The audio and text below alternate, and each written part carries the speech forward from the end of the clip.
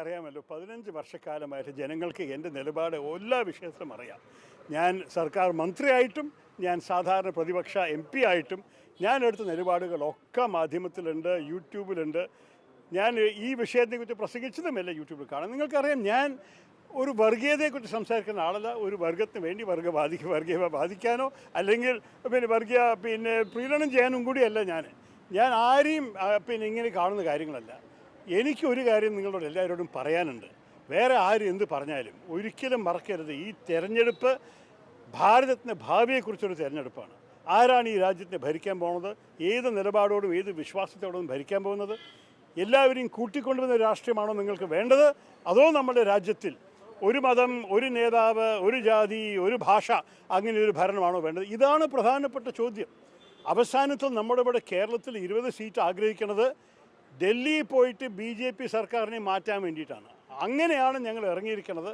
ആ നിലപാടിന് ഒരു മാറ്റവും ആർക്കും ഉണ്ടാവില്ല.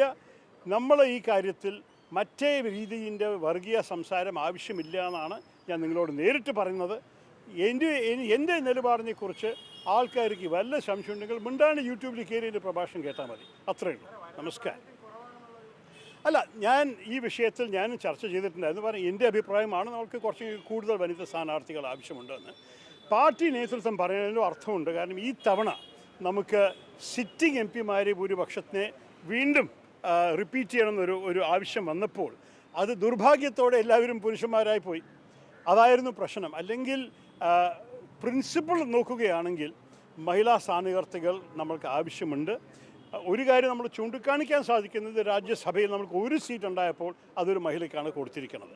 അപ്പോൾ നമ്മൾ മറക്കരുത്, പാർട്ടി മഹിളയുടെ റോളിനെ നല്ലോണം അംഗീകരിക്കുന്നുണ്ട്, ബഹുമാനിക്കുന്നുണ്ട്.